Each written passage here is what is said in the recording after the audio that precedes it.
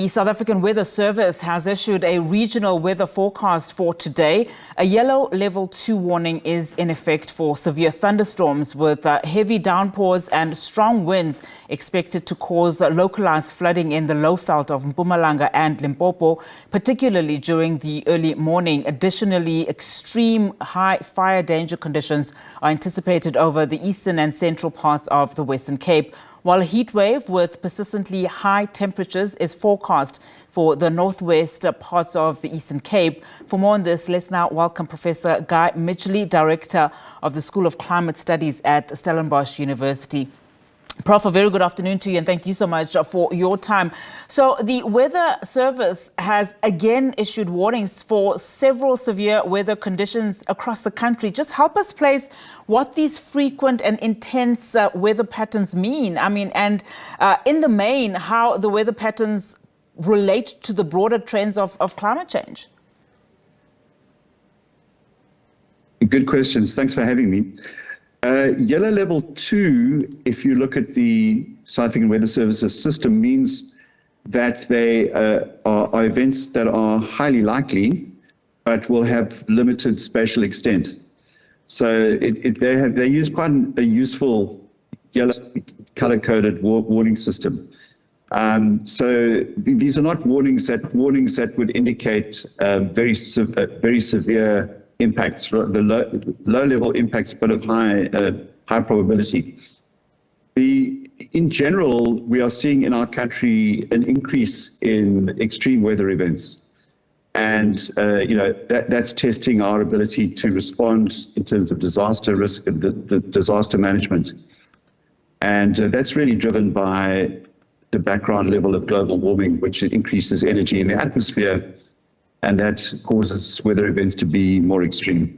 And part of that, we're seeing it displaying quite prominently in the Western Cape, particularly as it relates to the fires that we've been seeing in that province and how difficult it has been to respond to, those fires. Just help us understand why we're seeing so many fires in the Western Cape, particularly during this time.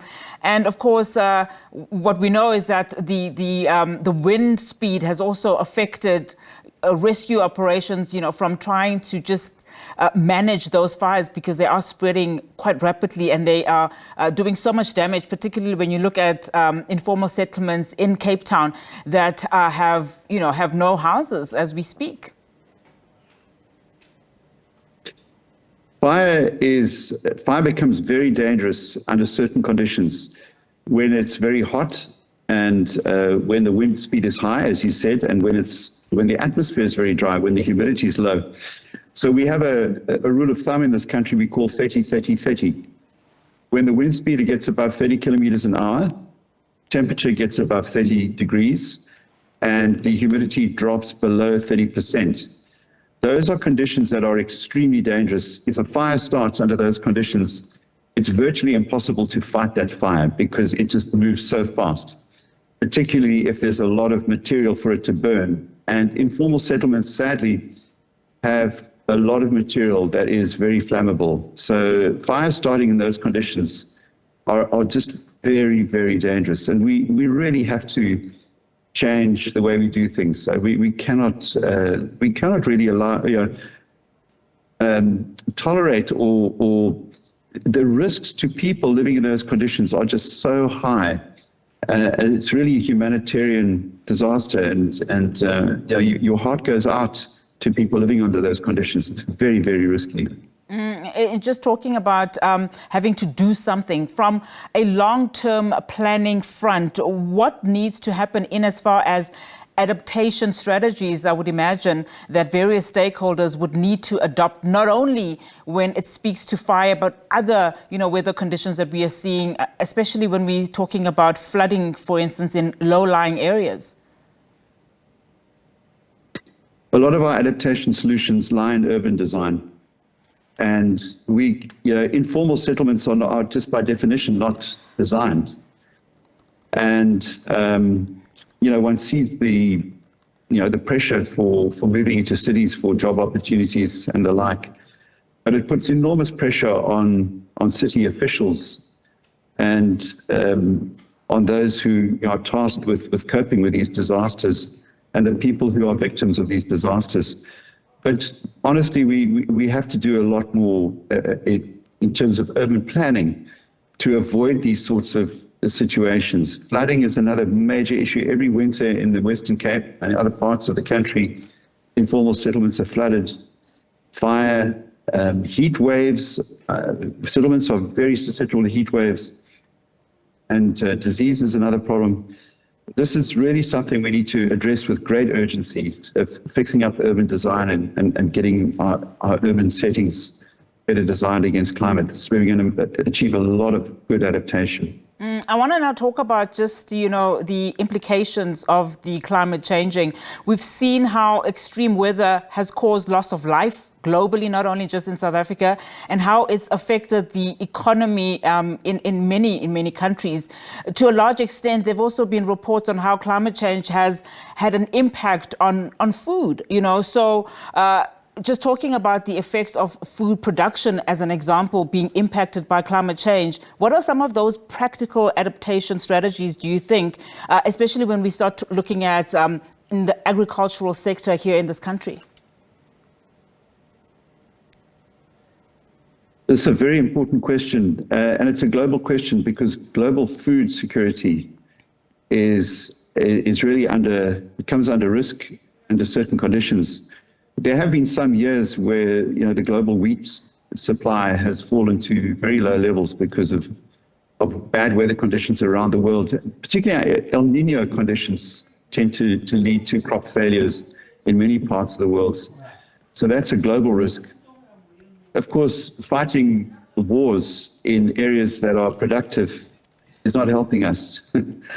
So, poor political leadership is a massive risk. It's made so much worse by climate change when crazy leaders want to follow strange policies. So, nature, you can't fool nature. Yeah. So politics and economics come second. Nature comes first, always. And we need to wake up. Yeah. And I mean, Prof, just as a final question, to what extent do you think that, some of the weather patterns that we are seeing in this country particularly will cause even further damage than what we are seeing now in the next coming months or years? Or do you think we have some time, to implement those strategies that we're talking about? Well, we're learning how to adapt because of these extreme events. It's our first real encounter with climate change. So the faster we learn, the better we will adapt. It's too late to avoid some of these effects now. We're in the game. We really need to be alive to learning fast from impacts, and we have to adapt our whole economic planning system to allow us to cope with the results of extreme weather events.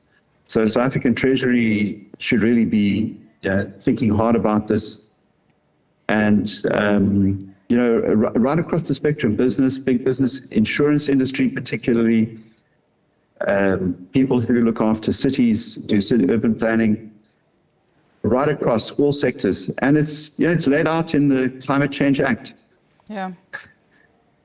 We need to do a lot of work and think across boundaries, which is very difficult for government. Government's not well structured that way. We're structured in silos. We're not structured to think across sectors. Yeah, and that's probably why there's so much optimism to see the change in this new administration in government. But thank you so much, Prof, for your time this afternoon. Professor Guy Midgley, Director of the School of Climate Studies at Stellenbosch University, speaking to us there about different severe warnings that we've been receiving from the South African Weather Services.